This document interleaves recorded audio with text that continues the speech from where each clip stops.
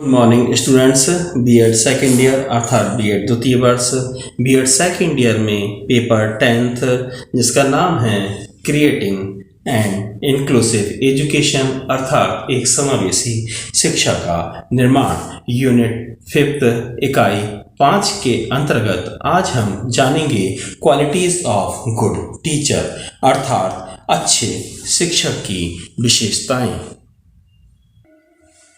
आधुनिक भारत की स्वर्णिम कल्पनाएं, अक्षमताएं, आकांक्षाएं एवं आशाएं उसके शिक्षकों के स्तर पर निर्भर करती हैं।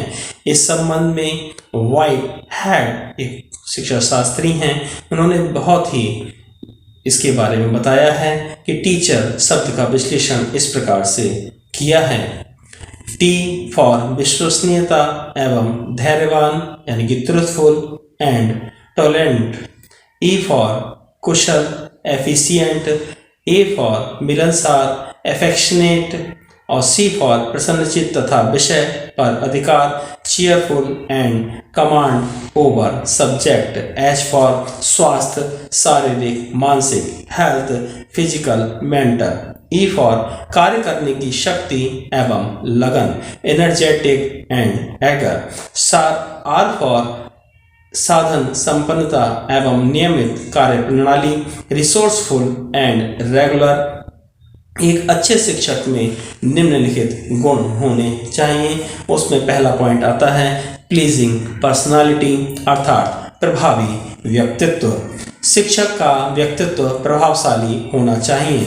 व्यक्तित्व के अंतर्गत शिक्षक की बाह्य आकृति, स्वास्थ्य, शारीरिक दोष, स्तर, विषय संबंधी ज्ञान, शक्ति, लगन, उत्साह, सहयोग, मिलनसारिता, विनोद वृत्ति, न्याय भावना एवं सहिष्णुता आदि सम्मिलित हैं। शिक्षक को अपनी वेशभूषा के प्रति भी सजग रहना चाहिए। Face is the index of a man के अनुसार उनके व्यक्तित्व में एक ऐसा आकर्षण होना चाहिए जिससे अपरिचित व्यक्ति पर प्रथम भेंट में ही उसके व्यक्तित्व की छाप पड़े और वह दूसरे लोगों से उसके दृष्टिकोण की प्रशंसा भी कर सके। दूसरा पॉइंट आता है आपका full and up to date knowledge of the subject, विषय की पूर्ण एवं नवीनतम योग्यता रखना। शिक्षक को अपने विषय का पूर्ण ज्ञान होना चाहिए तथा उसे विषय की नवीनतम ज्ञान का भी होना चाहिए। समय के परिवर्तन के अनुसार विषय की प्रकृति में विकास तथा परिवर्तन होते रहते हैं, अतः अध्यापक को विषय संबंधी नवीन अनुसंधान की जानकारी भी रखनी चाहिए तथा विषय के गहन अध्ययन के लिए संबंधी साहित्य में भी रुचि लेनी चाहिए। इसके साथ ही अपने अध्यापन कार्य के लिए को प्रभावशाली बनाना के लिए अपूर्ण तथा छिछला होने से बचाने के लिए कक्षा में पूर्ण तैयारी के साथ जाना चाहिए। यंग जो प्रोफेसर हैं उन्होंने शिक्षा शास्त्री ने कहा है कि प्रत्येक अध्यापक के लिए प्रथम और आधारभूत आवश्यकता है कि उसे अपनी विषय वस्तु पर जिसे वह पढ़ाता है पूर्ण रूप से अधिकार हो। इस पर उसे इतनी अच्छी तरह से अधिकार कर लिया हो कि उसके बोलने में उसके व्यक्तित्व की छाप होनी चाहिए। अगला तीसरा पॉइंट आता है desire for acquisition of knowledge, ज्ञान संचय की इच्छा। शिक्षक को यह अनुभव करना चाहिए कि गणित एक जीवित और विकासशील विषय है। प्रसिद्ध गणितज्ञों, वैज्ञानिकों एवं शिक्षा शास्त्रियों के लेख एवं आख्या जिनमें वे अपने विषय का सामान्य रूप से वर्णन करते हैं को प्रोत्साहन एवं सीख देने वाले होते हैं। अध्यापक को उन सभी चीजों को पढ़ना चाहिए जो उसे मिल सकें।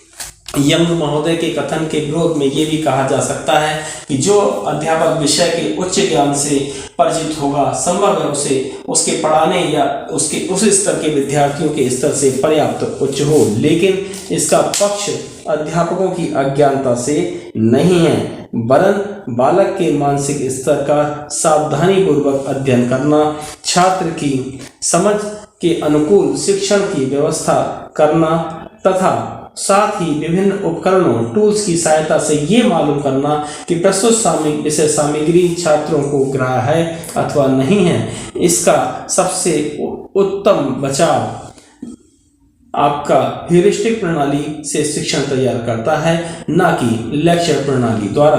अध्यापक को ज्ञान संचय के लिए हमेशा सतत प्रयासरत भी रहना चाहिए।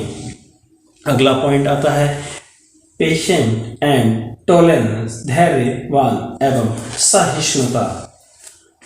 अध्यापक को छात्रों का कोई तथ्य, कोई सिद्धांत या कोई सूत्र समझाते समय बहुत ही धैर्यपूर्वक काम लेना चाहिए। प्रायः ये अनुभव किया गया है कि अध्यापक छात्र के जल्दी एवं सही न समझ पाने के कारण तुरंत ही खींच उठते हैं तथा छात्र को अनावश्यक रूप से डांटते हैं, फटकारते हैं। उनमें इस प्रकार की भी क्षमता एवं गुण होने चाहिए कि वह सूक्ष्म प्रत्ययों के लिए और जो कि बिना कठिनाई के साथ सरल उदाहरणों के द्वारा सहायता के द्वारा समझा सकें। उसमें झुंझलाहट नहीं होनी चाहिए, रोष नहीं होना चाहिए, क्रोध नहीं होना चाहिए, उकताहट नहीं आना चाहिए। इसके अतिरिक्त वे विद्यार्थियों द्वारा की गई छोटी छोटी मोटी शरारतों को भी सहनशील होकर सहज भाव से ध्यान रखना चाहिए। अगला पॉइंट आता है ऑब्जेक्टिव्स इन व्यूज, पक्षपात रहित होना। आज अध्यापकों के पक्षपातपूर्ण रवैये की सर्वत्र कटु आलोचना की जाती है। पक्षपातपूर्ण व्यवहार करना सामाजिक दृष्टि से अनुचित है। छात्रों में से कुछ को प्रिय बनाना यानी कि पैट बनाना तथा शेष विद्यार्थियों के साथ उपेक्षित व्यवहार करना उचित नहीं है। ना ही अमीर घरानों, कोई परिचित और निर्धन परिवारों एवं अपरिचितों अथवा प्रतिभाशाली मंद बुद्धि बालकों के साथ पक्षपात दृष्टिकोण अपनाया जाए। अध्यापक के लिए सभी छात्र एक समान होते हैं। इसके अतिरिक्त यदि अध्यापक निर्धन एवं पिछड़े छात्रों के साथ आत्मीयता एवं प्रेम और स्नेह से उनकी व्यक्तिगत एवं घरेलू समस्या को सुलझाने में रुचि लेता है, तब ऐसा करने से वह अपने छात्रों के दिल में एक स्थायी आदर का पात्र बन जाता है। 6 पॉइंट आपका आता है knowledge of effective teaching techniques, अर्थात शिक्षण की प्रभावपूर्ण कलाओं का ज्ञान होना। शिक्षण एक कला है और इस कला में दक्षता मात्र शिक्षण विधियों के अध्ययन से ही प्राप्त नहीं हो सकती है, चाहे इनका स्वरूप कितना ही वैज्ञानिक क्यों ना हो। जिस प्रकार तैरने के लिए सैद्धांतिक ज्ञान पर्याप्त नहीं है अथवा मात्र रंगों के मेल से अच्छी चित्रकारी नहीं की जा सकती है, उसी प्रकार प्रत्येक अध्यापक एक अच्छा अध्यापक नहीं हो सकता जब तक कि विषय के पांडित्य के साथ साथ वह अपना अध्यापन का प्रभावपूर्ण कलाओं में भी पारंगत नहीं हो पाता है। इसीलिए उसको अध्यापक को कभी भी अपनी विद्वता, अपरिपक्वता विद्यार्थियों के मस्तिष्क पर नहीं थोपनी चाहिए। उसे धैर्यपूर्वक उनका पथ प्रदर्शन करके उनकी रुचि गणित के अनुसंधान कार्य की ओर बढ़ानी चाहिए। साथ ही उसे मूल्यांकन की नवीनतम प्रविधियों से भी अवगत कराना चाहिए। अगला पॉइंट आता है मास्टर ऑफ साइकोलॉजी, मनोविज्ञान का ज्ञाता। अध्यापक को विद्यार्थियों के मस्तिष्क स्तर को ध्यान में रखते हुए शिक्षण की योजना बनानी चाहिए।